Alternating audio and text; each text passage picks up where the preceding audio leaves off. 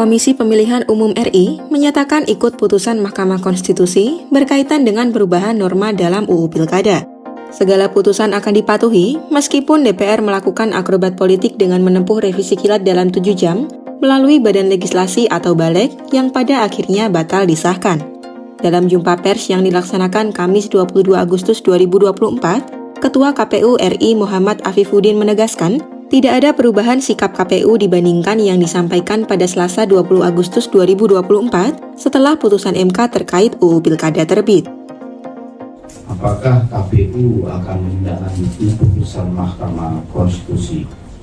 Secara kronologis, teman-teman sekalian, kami akan menyampaikan bahwa pada tanggal 20 ketika putusan Mahkamah Konstitusi dibacakan siang sampai sore hari, kami menyampaikan bahwa KPU akan melaksanakan putusan Mahkamah Konstitusi di malam harinya.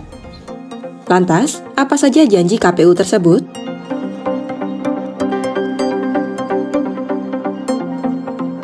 Afif menyatakan, dalam rangka menindaklanjuti putusan MK ke dalam peraturan KPU atau PKPU, KPU perlu menempuh konsultasi terlebih dahulu dengan pembentuk undang-undang sebelum PKPU diterbitkan.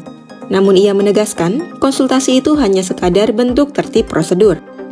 Tentu belajar dari pengalaman, apa yang sudah kita lakukan dan dianggap tidak benar, itu kita benahi, dan itulah yang membuat kami mengambil langkah-langkah putusan Mahkamah Konstitusi. Kami sudah lanjut langkah-langkah prosedural yang kami harus tempuh, kita akan lakukan. Afif menyatakan pihaknya tak akan tebang pilih putusan MK yang akan diakomodir dalam PKPU. Dalam PKPU 8 terkait pencalonan Pilkada 2024 nanti, putusan MK terkait syarat usia calon kepala daerah hingga ambang batas pencalonan akan dimasukkan. Semua hal yang berkaitan dengan putusan Mahkamah Konstitusi yang katakanlah beririsan dengan PKPU kita, dalam konteks ini yang paling banyak memang PKPU 8 ini yang akan kita terapkan.